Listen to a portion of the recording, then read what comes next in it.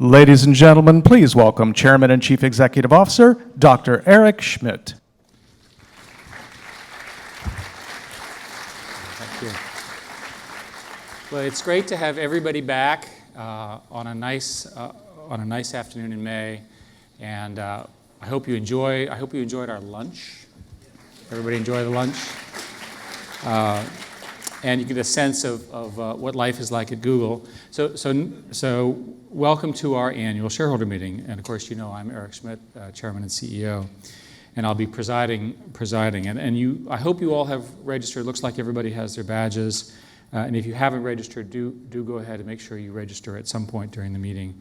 And hopefully you all have an agenda and the list of rules of conduct and all that kind of stuff. And so I'm going to call the meeting to order. I'd like to begin by introducing the members of our board of directors who are here. Let's see, Ann Mather to my left, Ram Shriram to my left, Art Levinson, and right there, and Paul Odolini. And also today with us is Douglas Ives, who's a representative of Computershare. Where is Doug? There he is. Raise your hand. There he is. And you're going to be the inspector of elections, so make sure you count correctly. And Dave Cabral, where's Dave? Over in the corner. And he's a representative of Ernst & Young, who's our independent accountants. Now, as we did before, last time, what we're going to do is we're going to have David do the formal proceedings of the meeting. And so let me introduce David Drummond, who I think folks know is the Chief Legal Officer and, of course, is Corporate Secretary. So David, and you'll do the formal business of the meeting. So thank you. Thank you, sir. Thanks, Eric. And welcome, everyone, for another Google shareholder meeting. We're thrilled to have you here. And we'll get on with the business, and we will try to be quick. One preliminary note, we'll have some time for stockholder questions. And in the rules of conduct here, we should make sure that you don't address the meeting until you're actually recognized. We'll have the Q&A period that will follow the business of the meeting and Eric's presentation.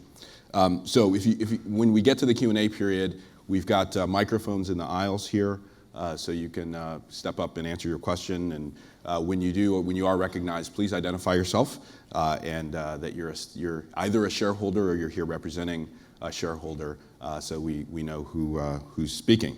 So thanks for cooperating with the rules, and I guess we can go forward. I need to say that I've received the affidavit of mailing of Computershare, and it states that the notice of the meeting and the accompanying proxy materials and the annual report were mailed to shareholders of record on March 10th, 2009, which is the record date of the meeting. In addition, I've been advised by the Inspector of Elections that holders of our outstanding Class A and Class B common stock that represent at least a majority of the voting power of our outstanding capital stock that's entitled to vote is represented here today in person or by proxy. So a quorum is present, the meeting's duly constituted, and we can proceed with the business. First item, election of directors. 10 directors will be elected at today's meeting. The directors elected today will hold office until the 2010 annual meeting of stockholders and until their successors are duly elected and qualified. So the board of directors has nominated the following people today: Eric Schmidt, Sergey Brin, Larry Page, John Doerr, John Hennessy, Arthur Levinson, Ann Mather, Paul Odolini, Ram Shriram, and Shirley Tillman. Now, our bylaws require that shareholders provide advance notice of their intent to nominate anyone as a director for the meeting. We didn't receive any such notices, so I declare the nominations for director closed. The next matter for today is the ratification of Ernst & Young as our independent registered public accounting firm, who we've used for many years, as all of you know. Our board of directors has recommended that the stockholders ratify this appointment for the fiscal year ending December 31, 2009. Now, the third matter today is actually a stockholder proposal. It was actually the approval of an amendment to our 2004 stock plan. And that amendment is to increase the number of shares of Class A common stock that's available for issuance under that plan by 8.5 million shares. Our board of directors has recommended that our stockholders vote in favor of that amendment. Now, the next two items are actually the stockholder proposals. A third stockholder proposal, which was proposed by the Teamsters General Fund of the International Brotherhood of Teamsters, and was included in our proxy materials that you may have received. That's actually been withdrawn by the group proposing it.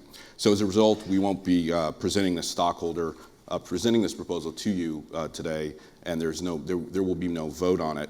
The board had recommended that you vote in favor of that proposal, however, and we're actually looking forward to implementing a number of the principles of that proposal, which had to do with transparency of our public policy and government relations activities, and we thought much of that was a good idea.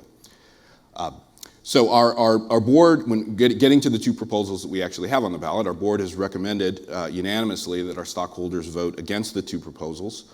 However, one of our founders, Sergey Brin, who's also a director, as you know, he'll be abstaining and not voting against the proposal brought by the Office of the Comptroller of New York City, and he's doing that in his capacity as a stockholder. So the first stockholder proposal is being brought by the Office of the Comptroller of New York City. So I'd like to introduce Mr. Tony Cruz. Tony, there he is. Hello? Okay. Welcome. He's a representative of the Office of Comptroller, and he's going to present the proposal. You've got, Tony, 3 minutes to present it, and I'll let you know when time's getting short. Great, thank you. Thank you, members of the board and fellow shareholders. My name is Tony Cruz, and I'm here today representing the New York City Pensions Fund, which holds more than $300 million worth of Google stock. And I'm also here representing Amnesty International, the largest human rights organization in the world. Today I'm here requesting your support for the proposal on internet censorship. As many of you know, there are concerns about Google's participation in the restriction of access to information online that has been well documented, including a report by Amnesty International. As shareholders may be aware, Google is currently participating in the Global Network Initiative, which is a coalition effort to guide and assess how companies like Google respond to censorship and privacy demands in all countries.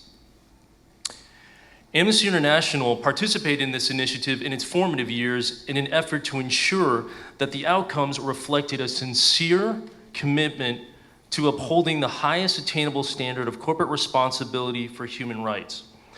However, Amnesty International officially decided not to endorse the initiative in late 2008, expressing concerns about loopholes and weaknesses in the guiding documents, which we feared would enable participant companies to circumvent or ignore their commitments. This included what we viewed as a reluctance to submit to a truly independent and rigorous monitoring system.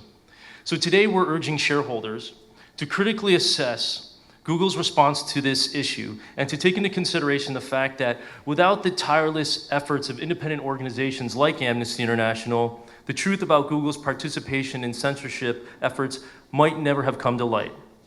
So the proposal before you today, for vote today, requests that management go beyond aspirational statements of principle and actually take concrete and measurable steps to help protect freedom of expression on the internet.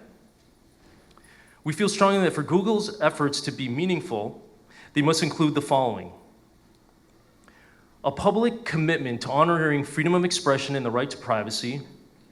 We want to see a commitment to exhaust all possible remedies and appeals before complying with state directives that would violate internationally recognized human rights, including the rights of freedom of expression, access to information, and privacy.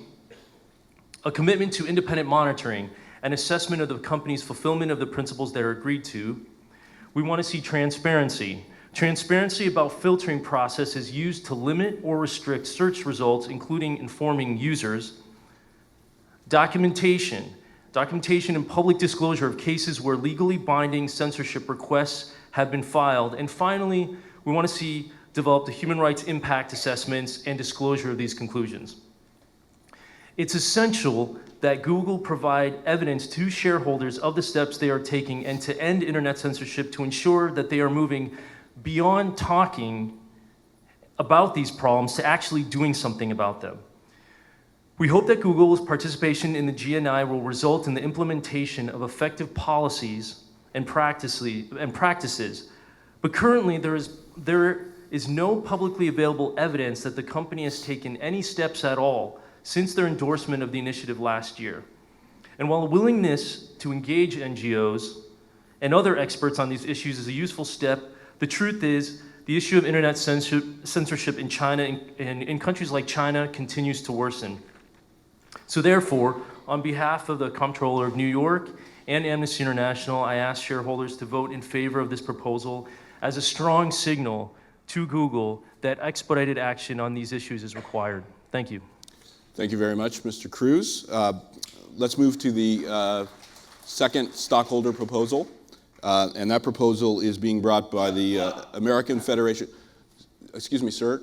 We will have a question and answer period following today's meeting. So I'd ask if you please not disrupt the meeting. So thanks very much. And we'll proceed to the next order of business. Sir, Sir, we will have a question and answer period following the presentation, and you will have, sir.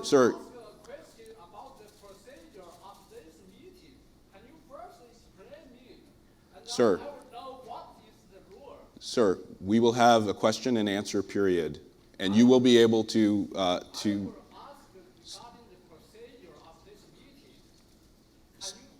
Sir, the rules of the meeting have been published.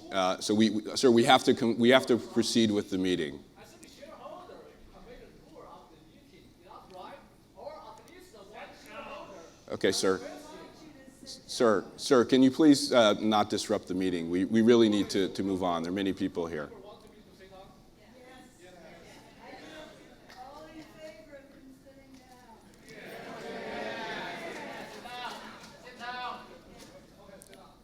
Thanks very much, sir. Democracy in action. Okay, so the proposal actually is being brought by the American Federation of Labor and the Congress of International Organizations Reserve Fund, Afl-Cio Reserve Fund. I'd like to introduce Mr. Brandon Rees. Brandon, is that you? There you go.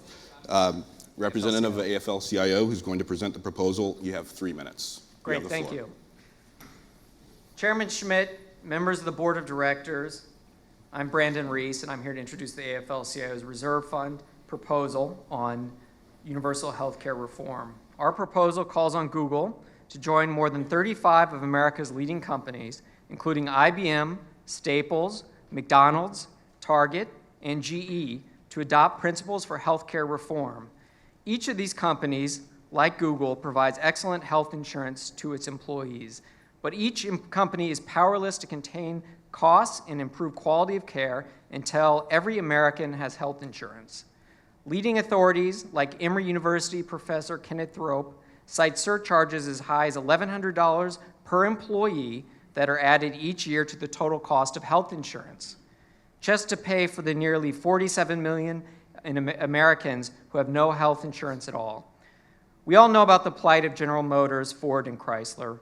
Falling sales and the recession are certainly to blame, but the $1,500 that must be added to the sticker price of every car to cover healthcare costs that's produced in the United States, more than the cost of steel, is a major problem. Starbucks CEO Howard Schultz says that his company now pays more for health insurance for its employees than it does for the coffee that it sells every day. John Castellani, president of the Business Roundtable, representing 160 of America's largest companies, says that 52% of his members cite healthcare costs as their biggest economic challenge.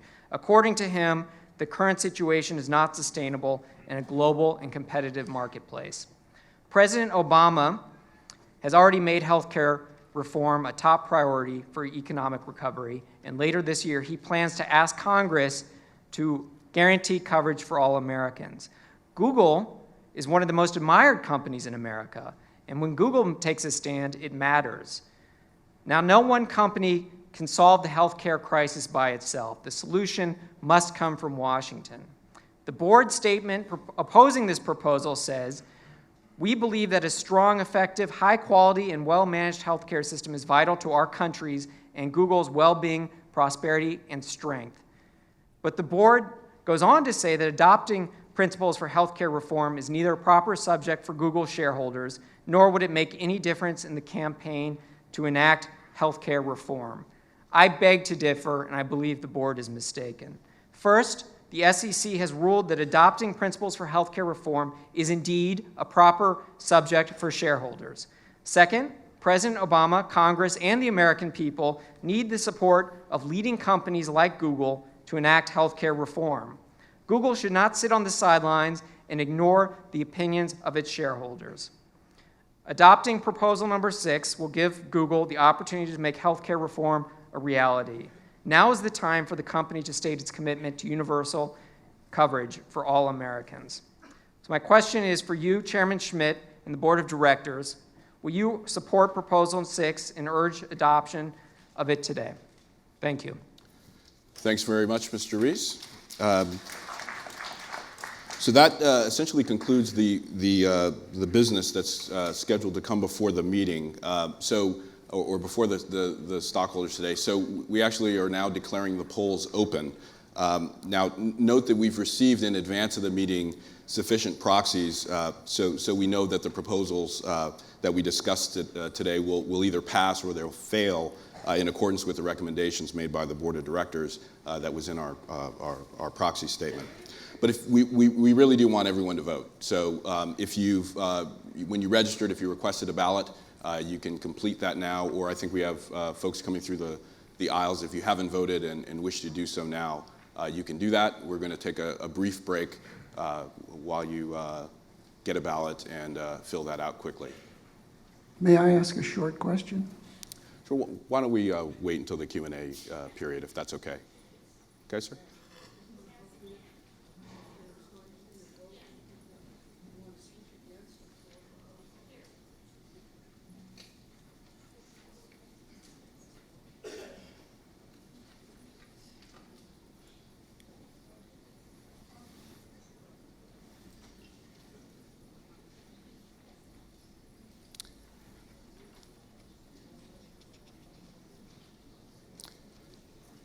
Okay, so it looks like we've had a little bit of time to vote. So I think we'll declare the polls closed, and we'll be collecting the ballots here. So if you have one, please raise your hand, and that can be collected. We'll give another moment for that.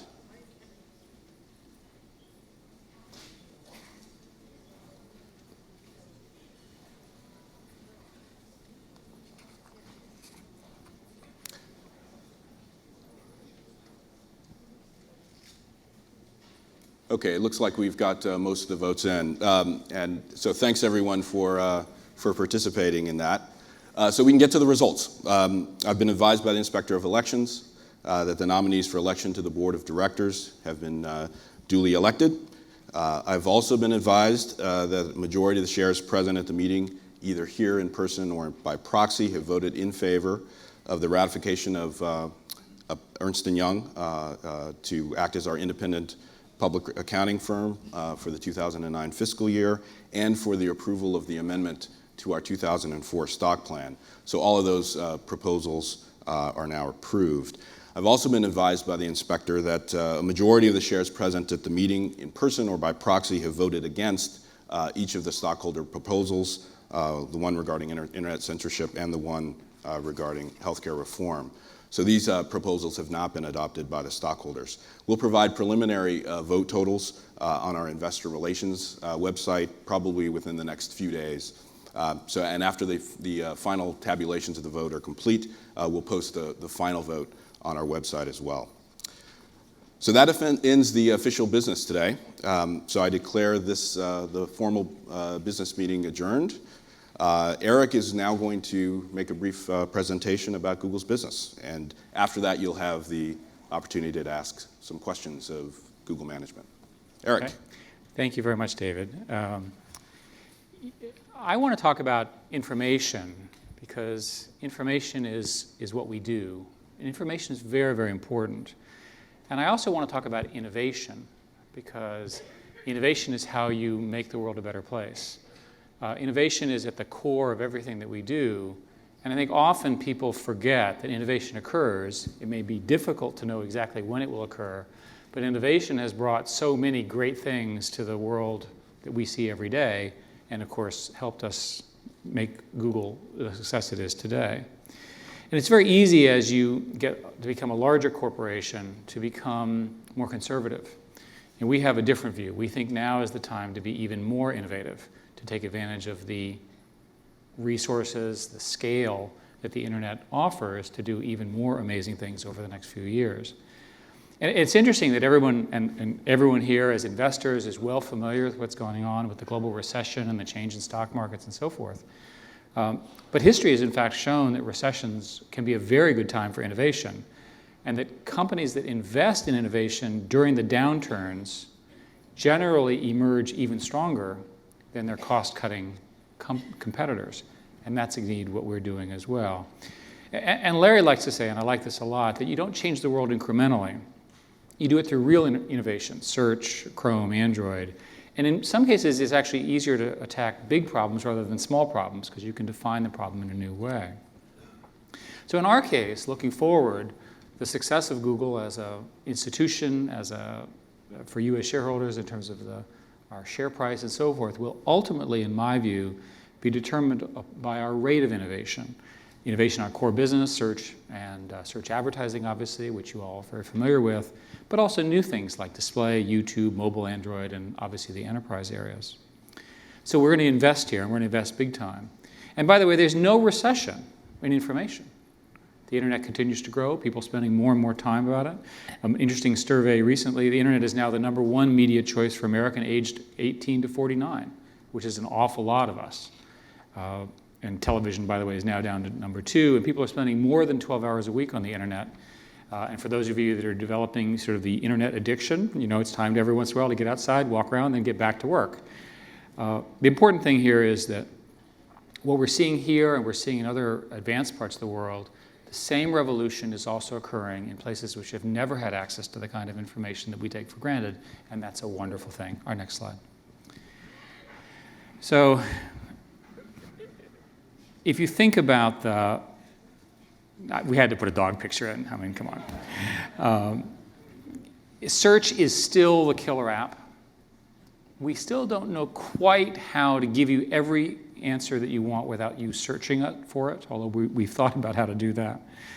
And people are fundamentally using the web in all sorts of interesting ways. And we're improving search very dramatically. And last year, we introduced more than 350 improvements to search, long lists. And you see them, and they happen every day. So it's hard for you to remember how much better our service and the things are every year. But doing it right and doing the world's perfect search engine remains very, very difficult. We have to understand all the world's information, which is in and of itself very difficult. We have to understand the meaning of every query, and we have to give you that answer instantaneously. So, we're doing things like, for example, if you type, here you are, and you own this cute dog, and you're looking for a veterinarian, you type VET, will suggest veterinarian. If you misspell veterinarian, which most people unfortunately do, we'll give you the right results anyway. And also, we know now enough about where you are that if you don't tell your town, we can probably give you the location, at least in general terms of where the veterinarians are near you. Next slide. We want to apply the same principle to advertising, another dog picture. We want to do the same thing with advertising, and it's obvious this is a local business. It's a Google customer called Happy Hounds. It's a doggy daycare service in Oakland. The tools that we've built are very powerful, but they're still too hard. I hear this a lot from our customers. So we're launching, for example, a new front end for AdWords to make it much easier, do things automatically. It's the biggest overhaul in 5 years. And some of the things we've done recently have also beginning to pay off. There's something called a conversion optimizer that allows you to determine, let the computer help you bid more accurately, and that works out really, really well. And again, advertisers who've used this actually are reducing their cost and improving their performance So it's a better value from them, and obviously it provides a more efficient auction, which is great for everybody. And what's interesting about display advertising, which is the next part of this, is display advertising has the same property, but it's earlier in the cycle. So what we want to do is we want to deal with the fact that a display ads, these are the picture ads that you see, it's very complicated, it's very convoluted to set those things up. You have to call people, you have to cut and paste HTML, those sorts of things. So we really want to bring the science of search, which we do so very well, in my opinion anyway, to the art of display. And we're developing and developed part of a strategy and products to really do that. YouTube doing similar things with respect to advertising choices. And the two together, we think, will ultimately provide a very significant new business for Google, but more importantly, will create a new platform for innovation, happy advertisers, new creative formats, and so forth and so on. Next slide. Now, I don't need to tell this audience, as sophisticated users of technology and the internet, how important mobile is. More people are accessing the web from their phones now. The number of mobile searches has gone up 5 times just in the last 2 years. An interesting statistic is in 2009, for the first time, more than half of new internet connections will come by a phone, not a PC, right? That's great progress. This new generation of phones, which are called smartphones, have a lot of things, right? They have a camera, they have a GPS, right? The camera can be a video camera. They have a keyboard. You can use them for browser. Oh, and by the way, you can also talk on them, right? So this phenomena, this mobile phenomena, has a lot of implications, and all of the leading products in this space are doing very well. All of them include significant Google components. An example would be a product called Google Latitude, where you can share your location in real time with your friends, and they can find you, and you can go and have a good time with them. We had more than 1 million users sign up for such a product in the first few weeks. It gives you a scale of what this thing is doing. So, from my perspective, I sit there and I say, well, what I really want is that since the phone has a GPS and it knows who I am, as I walk down the street, I want it to tell me about things around me. I want it to tell me about the history of the buildings as I walk along the street. And all of that is now possible by thinking of search not so much in the traditional text way, but rather as really the search is by the person. Next slide. So the same principle applies at home as well as work. And people are now building these cloud computing, as we call it, services, and you all are beginning to use them in your daily life, not just email, but all of the other Google services. And it looks to us like the data files and photos that you have on the public internet, you're going to want the same access and capability inside the enterprise. We now have a very successful business in the enterprise taking essentially our consumer hardened apps and getting them to work extremely well within an enterprise. Classic example being Gmail, where Gmail is by far the best email service on the web, but it turns out the same principles also apply to businesses that actually want high quality email services for their employees, and we have a way for them to do that with security and all the appropriate things. So our next slide. So when I think about where we are, and I said this on the earnings call a couple weeks ago, the economic situation is still tough. But we're going to run Google for the long term. That's the commitment we've made to you, and it's a commitment that we will honor. And we want to grow through innovation. We think the areas that I've highlighted are areas of great innovation. And although we don't necessarily know exactly what the new areas will be, we know that the model that we followed, and in particular the kind of people and approach we've taken as a corporation, will give us a very good shot at being innovators in so many new and exciting areas in the future. So with that, thank you very, very much.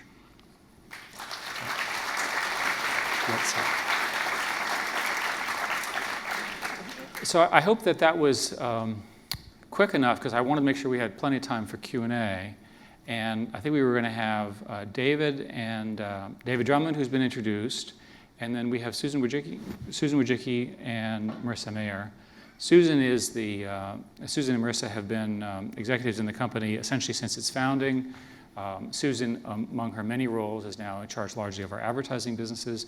Marissa, and again, in addition to her many roles, is in charge of all of our user experience, user products as well. So, David, that's fine. So now is a great time to ask questions on what I've talked about or on any other questions that you all might have. Yes, sir. Thank you. My name is Shelton Ehrlich. I'm a small Google shareholder. I want to say how proud I am to be a Google shareholder. As small as my stake is, I feel I'm part of creating this wonderful thing.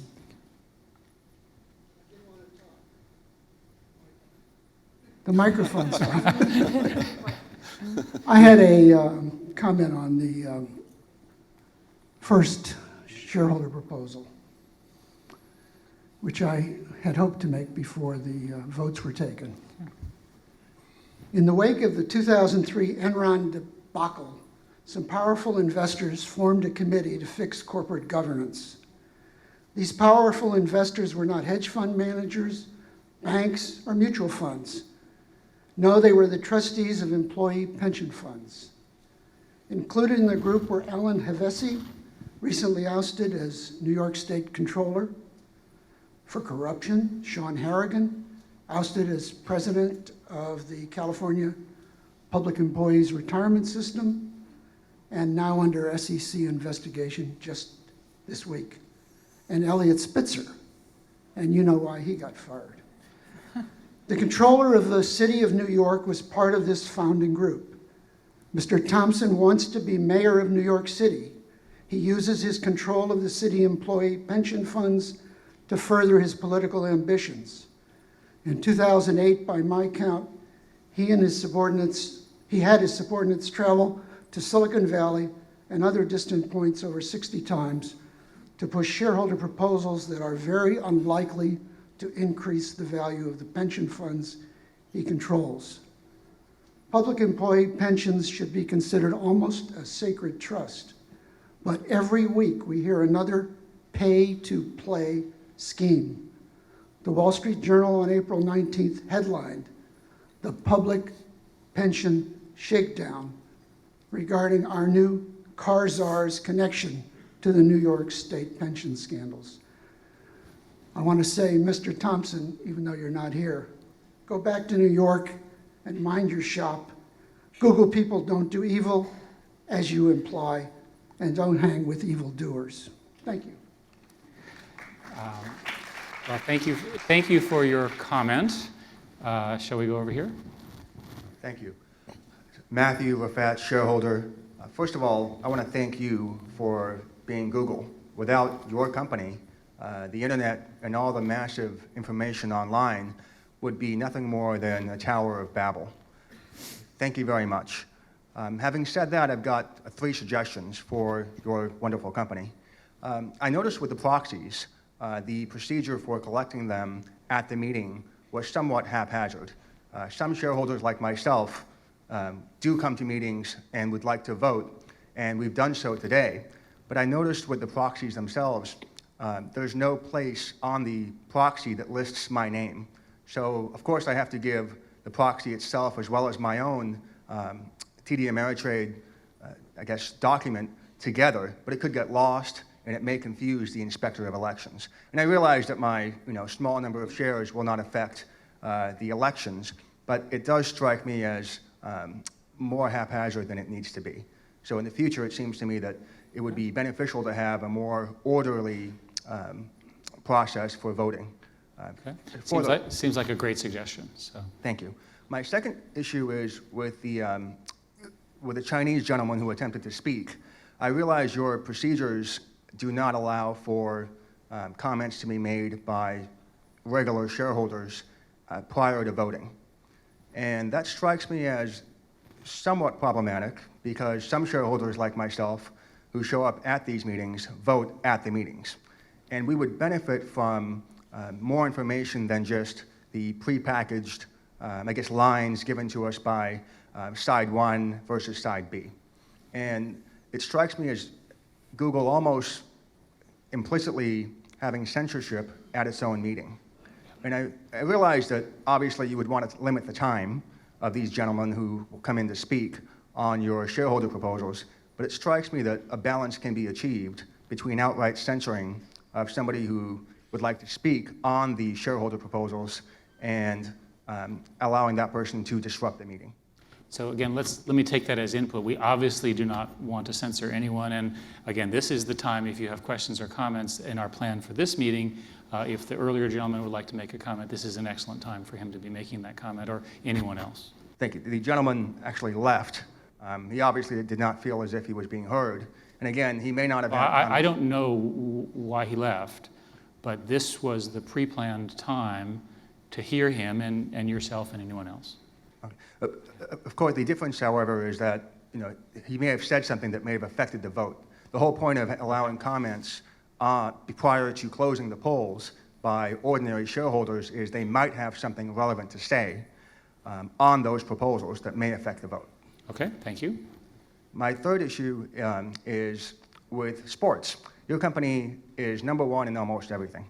However, Yahoo has a wonderful fantasy sports platform, and as a result, you have my Yahoo account. That's my primary homepage, and I think a lot of males between the ages of 20 and 40 do gravitate towards your competition precisely because of that gap. So I'd like to know if you guys are planning on expanding and trying to capture some of that market share from your competition. We have three great athletes to my left. Marissa? So we generally try and look at solutions that are very broad and general, like search. And so in the case of sports, one platform that we have that's been working really well for us is iGoogle, because there we actually have a wide variety of gadgets for basketball fans, for football fans, for cricket fans, rugby fans, for sports all over the world. And we're seeing a great response there in terms of people being able to follow their teams, follow matches on the iGoogle homepage. On their personalized page. In addition, we've also been adding sports scores to our search. So when you search on Google, if you search it, say, on rugby or like the Cricket World Cup, you actually get the current matches and those scores. And you can also search for particular teams and get those scores. And we're looking at making that search offering even more robust. Two quick comments. I noticed your Google Maps search capability has somewhat declined when compared to Yahoo. I don't know why, but I found that at least locally, I prefer to use Yahoo Maps more than Google, at least as of 6 months ago. I don't know why, but I've noticed that Yahoo Maps has improved more so than Google. So I just wanted to... We'll take that as feedback. Thank you. And last comment, I appreciate the diversity you have on your upper levels of management. I can't tell you how many shareholder meetings I go to where there's absolutely no diversity, and that seems strange to me in a county that is so diverse and that derives so much of its strength from diversity. But thank you again. Thank you. And diversity is a real strength globally. Diversity is important for many, many societal benefits, and so we celebrate it at Google, and we're very committed to it in many different ways of thought, view, opinion, personality. Yes, sorry, we had a question in the back. I'm sorry, I apologize. My name is Jim Sutton. I am a shareholder, but I'm also a publisher and an AdWords purchaser and a Google Tools user, and so I kind of span the whole gamut. And I guess my comment in the same way spans the whole gamut. And it's really suggesting that Google is kind of at an inflection point in its future of deciding whether or not, kind of how it evolves in those directions. And here's what I mean. I've got some concerns as a publisher, especially, in what seems to be an almost total lack of support for publishers. And as a... Can I just be precise? You're a publisher of what kinds of things? I own a number of websites that put up Google ads, AdSense ads. Okay, thank you. On the websites. For example, I have a very seasonal website that happened to be earning, one particular website that happened to be earning about $2,000 a day in December, which is the height of its season, and suddenly it dropped to $100 a day. I'm fully complying with the Google terms and conditions as far as I know. Absolutely no indication as to why I get these vast swings in revenues. Stayed that way for a week or two, popped back up, stayed that way for a week or two, dropped off again, so on. And what I would like as a publisher is to have some support mechanism where I can come to Google, even for a fee, but where I can come to Google and say, what's happening here? I don't understand this. And there doesn't seem to be any mechanism like that. So I see certain websites go along and produce the same $500 a day every day, no matter what. And I see others that fluctuate all over Kingdom Come, while apparently following exactly the same rules. Similarly, because of different business entities, I would like to have multiple publisher accounts. You seem to restrict that for some unknown reason. I mean, if I'm in a corporation with one business and in a partnership with another business, for tax reasons, I want to have different Google accounts set up to match to those entities. But you seem to, not you personally, obviously, but I mean, Google as a company seems to, for some completely unknown reason, restrict that. Now, I'm not saying this just to kind of complain as a publisher or, in these other roles as an AdWords purchaser or other kinds of things. But I think that in the end, as a stockholder, that Google is in danger of leaving substantial money on the table and, in fact, of appearing arrogant and driving its customers to other alternatives. Okay. Now, so far, Google's the predominant player in the field, and so there's not a lot of risk of that. But someday there may be. I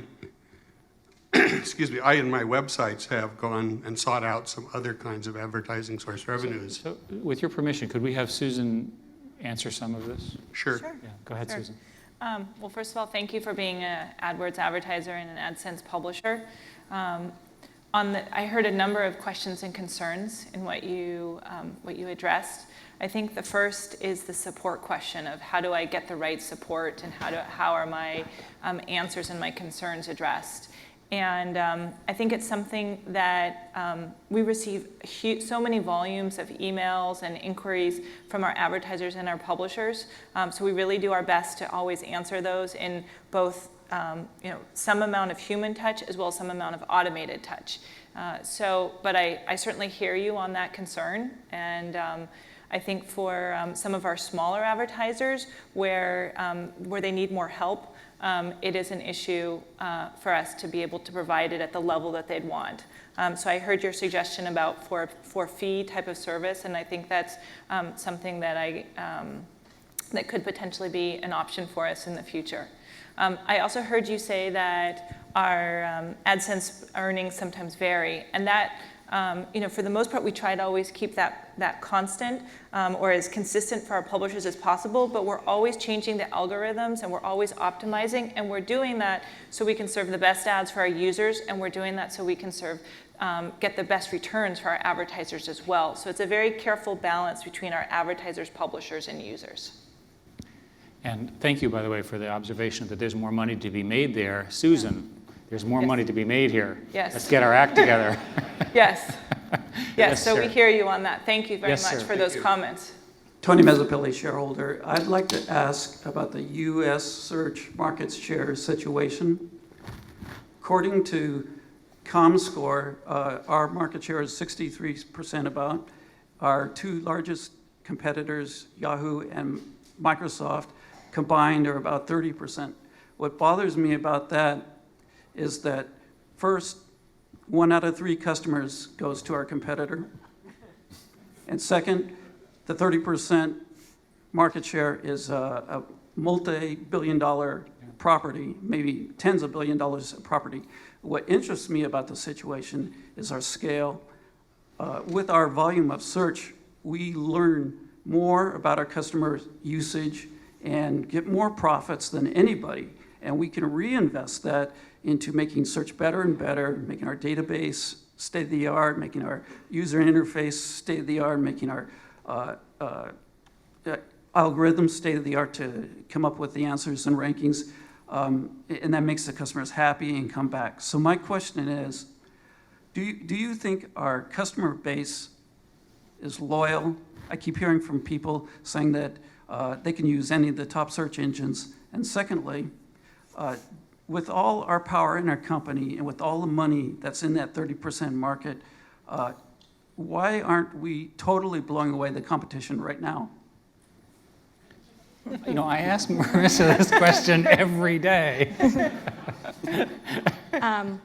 Well, search is a very competitive space, and I think it's actually really good that it's a very competitive space because it ultimately means we really need to strive to be the best and stay ahead of our competition. We do think we have a better search engine, which is why we have more search share. I think it's important to recognize it's a very complicated ecosystem, so people come to search from a number of different ways. So for example, they may come to our homepage or someone else's homepage. They also may search from their browser or from a toolbar, and some of those browsers and toolbars go different places, so that accounts for some of the overall share. But I can assure you we really are making the reinvestment in terms of improving search. We have Search Wiki, we have our spell check. There's all kinds of different ways that we actually use the fact that we have a large market share to our advantage in order to make our service even better. And as Eric pointed out, we make hundreds of changes to search each year, more than one a day. So Google today is better than Google yesterday, and Google tomorrow will be even better. And there are actually changes going on the site this afternoon, like there are almost every afternoon. Let's see, yes, ma'am. Yes, Tony, first. Yeah. Hi. Tony with Amnesty. Yeah, again. go ahead. So we believe that the multi-stakeholder initiative that you guys are a part of is a great first step to addressing the human rights risks facing companies. However, to truly prevent and address abuses by companies, we also believe that these efforts must be backed by force of law. Yesterday, Congressman Chris Smith reintroduced the Global Online Freedom Act, and he said, quote, the GNI was a step in the right direction. It has not changed the bottom line.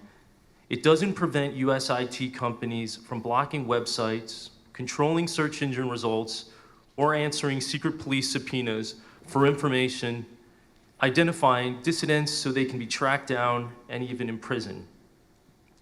So the bottom line is that the Global Online Freedom Act can help Google resist China's efforts to control information and its people.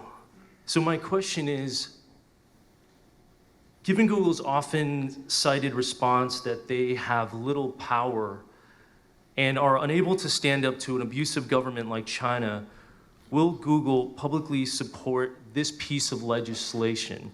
And if not, and if you don't support this, which provisions of the Global Online Freedom Act do you find problematic for your company? David? Sure. The bill was just reintroduced yesterday. Yeah. So did I say that wrong? Yesterday?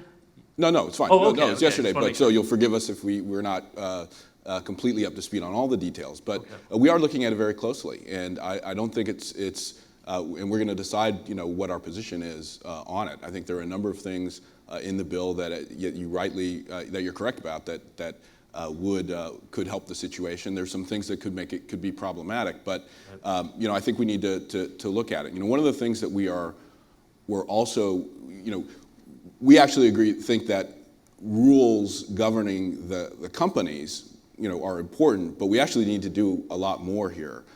Because if you look at what Google actually does, there's a lot of talk about China, but we are dealing with censorship and oppressive governments, authoritarian governments, and even democracies who want to restrict internet content all over the world on a daily basis.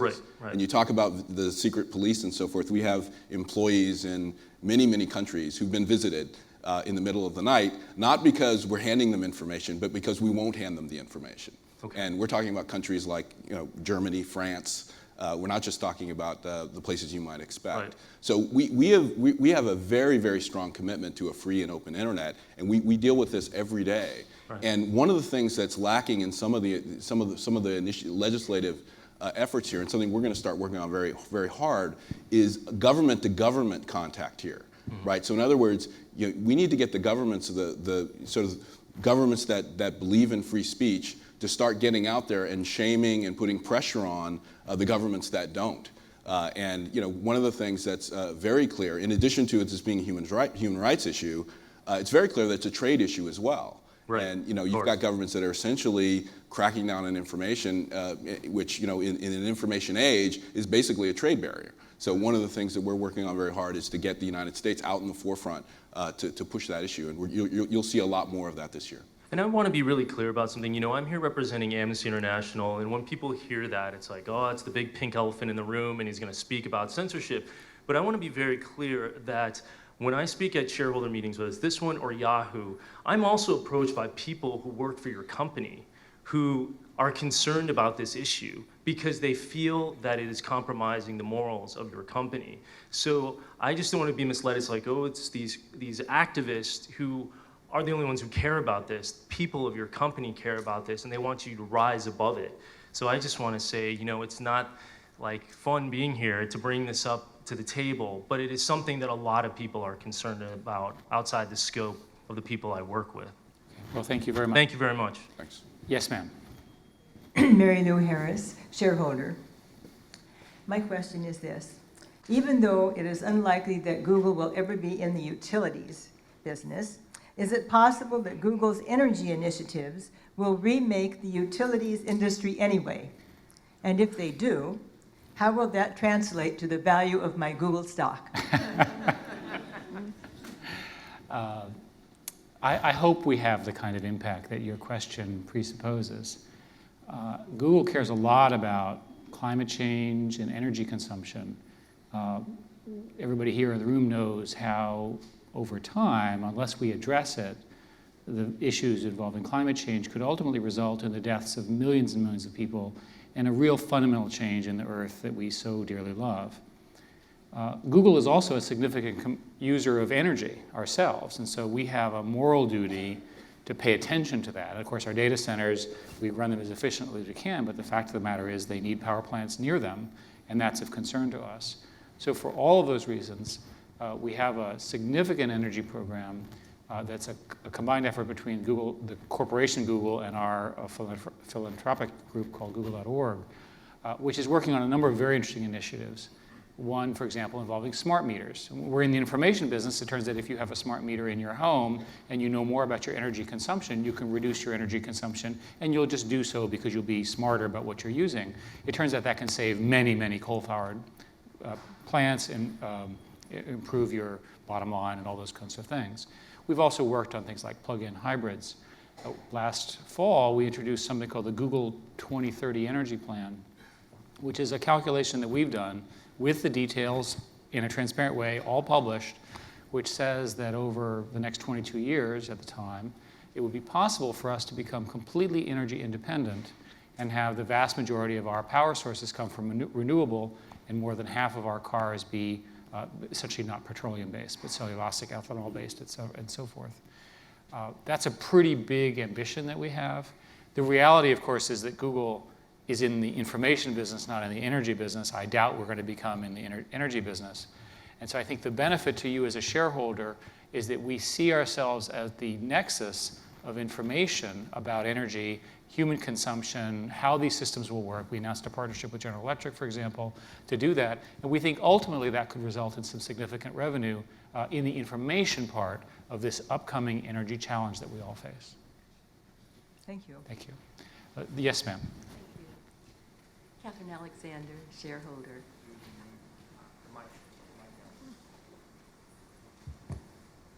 I don't want to break it. Let me just speak louder. You can't break it. Don't worry. Well, that's like saying you can't miss it when you ask for directions. Yes. I appreciate Google very much, and that I'm alive at the time of Google. And thank you very much. And it's made a tremendous difference in my life. Excellent. I agree with you totally as to information, innovation, and also perhaps communication. And if you would be so kind as to take some suggestions. Sure. When I put in, and Google knows more than the doctors that my husband and I have, and the pharmacists, et cetera, and it's wonderful. When I put something into Google, however, there's a great deal of repetition. It's also not in the state that I'm accustomed to. So that if, for example, you could make things either chronologically by date. Obviously, I would like the freshest and the newest first. Yes. And so that I can find things. And it may be, let's take the subject of Parkinson's disease. If you could have an outline, perhaps individuals who have found something to assist them could be a Twitter within that group. Mm-hmm. Or, for example, it's mentioned about mucuna pruriens. If I want to find out side effects, to get that quickly, instead of going through page after page and finding out nobody knows. Right. Another suggestion. If one wants to write a letter to someone who has a different language, and I'm not that familiar with it, the translation right now, from what I am familiar with all due respect, is not the best translation. I think you're being very polite. And so if it would be possible, and perhaps the countries would then give you advertisements, for me to put in a letter in English and have it be returned to me, I would love it. I would appreciate that so much. I would be able to put the dictionary aside. Also, if I may make another suggestion, having just returned from Dubai, there's a tremendous market there. As you probably know better than I do, 80% of those are foreigners. We have huge numbers of our Americans there as bases. There are 80% of the foreigners, the women are not wearing burqas. They are shopping. So if you could put it in both Arabic and many languages, tell the stores that they are looking at Google. It might be a brand new large market. Thank you. Well, thank you very much. On the Dubai question, in fact, much of our emerging business is headquartered in Dubai, and we have, it looks like, quite a good growth for the principles that you outlined in that part of the world. Marissa, you want to answer the first two? Sure. And on search, I think your suggestions are all great. In fact, there are things that our teams are working on. We're looking at how can we improve our accuracy on health searches. We're also looking at how can we bring to bear the freshest and newest information that's being published anywhere. And so we are looking at tools that would allow you to slice and dice your results different ways, being able to look at factors like time, being able to look at factors like images, news, or maps. And so I think that there's going to be some really exciting developments in search that will address some of these problems head on. And the second question was? Translation. Oh, translation. So we're very excited about our translation opportunities, and we have a great machine translation service that's able to do more pairs than any other service we're aware of. And there, we actually can see that our usage can actually help make translation better. So the idea is, could we take machine-generated translation, allow human translators to come through, correct it, and learn from it? And we're bringing out tools that do just that. So we're very optimistic that the translation tools will really improve and be able to be used even more broadly. In fact, our translation technology is among the fastest growing things at Google. And because we have so many users and because we are doing exactly as Marissa describes, there's a very good future for the scenario that you described coming, I think, fairly soon. Yes, sir. Hi, Brandon Reese from the Afl-Cio. My question is for you, Chairman Schmidt and Director Levinson, regarding your role on the Apple Board of Directors. Just this week, the Wall Street Journal and New York Times reported that the Federal Trade Commission is investigating your role on Apple's board as a board interlock that may be prohibited by the Clayton Act. As you know, Google and Apple are significant competitors in the internet services, as well as cell phones, the iPhone versus Android, web browsers with Safari versus Chrome, pictures and video services over the internet, etc. And this competition will only continue to grow as both companies diversify their products and platforms.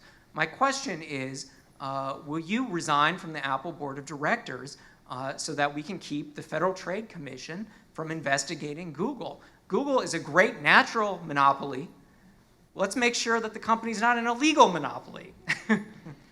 There are so many things that I disagree with in your question that it would be difficult for me to answer. But I think the question that you might have answered was, would I like to comment on the rumors of an FTC investigation involving my or Director Levinson's dual role with the two boards? And the answer is I do not want to comment on such an investigation. It is well established, and I've said before, that I serve on both boards. It's both legal and proper to do this as long as you can wear both hats. And if something that is competitive arises, so for example, something involving the iPhone, then I, in fact, recuse myself. So let's see, some more questions. Yes, sir, in the back. Paul Sacco, shareholder. I'm wondering if you could give your assessment of employee morale and productivity in light of the reduced legendary perks. There's a lot of perks still, let me tell you. I think we might all have slightly different, from our perspective, we pushed to make the business more efficient, not to save money, to return more earnings to the shareholders, although it was indeed a consequence of that. But because we didn't think it was appropriate to be spending large amounts of money and wasting it at a time when the whole globe was feeling the effects of the global recession. The changes that we've made so far do not appear to have affected productivity negatively and have been very welcomed by the employees. It makes the company more efficient in terms of decision-making, deployment of resources. Our data centers are more efficient. We're using things just better. And we think that that positions us better for the eventual recovery from a recession. Hopefully that will occur pretty soon, but we don't really know. So with respect to morale, my sense of it is morale's pretty good, with the caveat that people are upset that their friends are losing jobs and so forth in other parts of the world, the people that they know and so forth. And we need as a society to get through this retrenchment as quickly as we can. Would you guys like to add anything else about that? I mean, I think we all feel like the perks are still really good. The lunch, for example, is an example of what we have every day, and there are a whole bunch of other cafeterias on this campus that we get to choose from. There's at least 15. 15 with different themes and different types of food. And those are really nice perks, but I will say from the business side, they're really essential to us, and that's the reason we have these perks. The perks are so we can do our jobs better, so we can be more efficient, so we're not driving off campus. We're doing meetings during lunch, we're working with other people, and so I think the morale is still very good, and everyone really appreciates the perks we have. And a measure for that is both employee retention and the fact that people are very much interested in working for Google, and that continues to be very strong for us. And we hope that will be true for a very long time. Yes, sir. My name is Jack Easterling, and I'm a stockholder. And I understand that you are having people whispering in your ears in regards to a stock bonus to the stockholders. I'm not really concerned about that. I'd like to see that also, but even more so, and the reason why I'm here is I'd like for you to not split the stock. The reason for that is because I'm sure that there are a lot of people out on Wall Street that like to manipulate the stock, and they just play yo-yo with a lot of the other companies, so please do not split the stocks. Put more out, but don't split them, okay? Okay. And that's my whisper in your ear. Okay, the only whisper was, could somebody get me a Diet Coke? So I'm not aware of the earlier whisper that you referred to, but we'll take that as feedback. Thank you very much. I think that came from Sanford Bernstein. Is that Mr. Stanford or Mr. Bernstein? Sanford Bernstein. Just kidding. Analysis. Okay. Just kidding, just kidding. Yes, ma'am. You may have the honor of the last question, because it looks like we have all of it. So. I'm sorry. I'm sorry. I apologize. You'll have the second to last question. Then I don't want to ask it. Then. My name is Suzanne Woke. I'm a shareholder.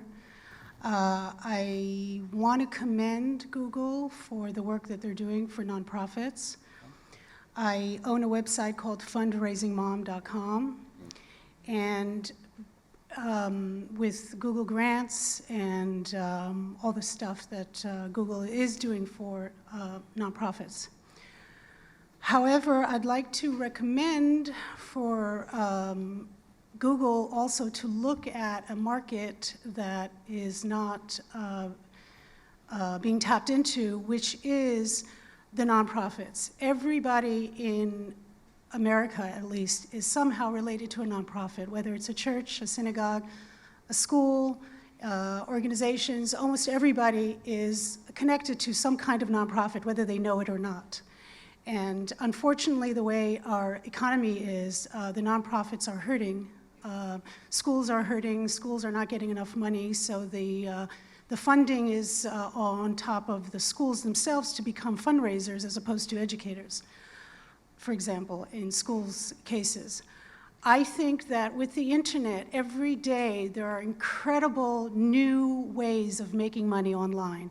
And a lot of people are making tons of money online. What nonprofits don't have is the business people who are savvy in learning how to use AdWords or learning all these new techniques of making money online. They're I don't know what to do. They're still doing bake sales to make money. So I think that actually a service that Google can do, which would be, I think, incredible, is to offer nonprofits through iGoogle or through apps. And I know you're kind of going in that direction, but I don't think if you're focusing directly on nonprofits per se in terms of fundraising, to offer fundraising websites. And if you offer a website to a school, for example, or church, and say, sign up here, this is a website, you have all these incredible applications which you want the school to have because they will give you all their information to digitize.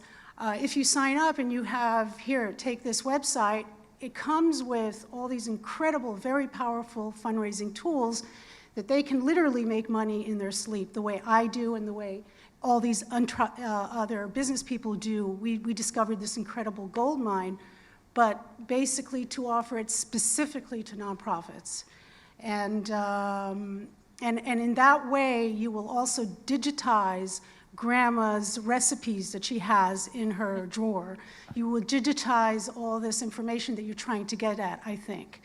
So that is my recommendation. So your idea would be a product that would sort of be a soup to nuts, put it together and do all this automatically to all you have to do is, sign up for it, and it offers a whole bunch of things, and you can tap in to all the other schools and offer ebooks and sell and fundraisers, and people don't have to do bake sales anymore. So, Susan and Marissa, are we jointly building this product yet? It's true we don't have an umbrella product. We do feel that need, though. So, for example, we have a great page offered on google.org that goes over all the different tools we have for nonprofits. Right. How to build an iGoogle gadget, how to use checkout and actually have your fees, have no fees taken out of it, so you accrue the entire amount of the donation. So we've tried to pull it together under that umbrella. We haven't put together a holistic product offering. My vision is to actually sign up here, sign your school, boom, it's there. Yeah, so I think that's a really valid point and a really interesting idea. We probably have a lot of the pieces, but they're not put together so that someone can just sign up, because someone running a nonprofit doesn't want to put them all together. They want to just sign up. So I think it's a really interesting idea, and that's something Marissa and I can follow up on. I love it when you generate action items for these guys. Perfect. If you need help, please let me know. I have a lot of good ideas. And by the way, if you Google fundraising mom comes up first. So Congratulations. Thank you. Sir, you'll have the honor of the last question. It's going to be a comment. Okay.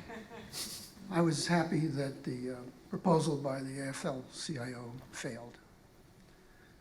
The Afl-Cio and others are attempting to bring us socialized medicine. This morning, I went to a shareholder meeting of a small biotech. I was the only civilian other than board members and employees, so I got to ask a lot of questions.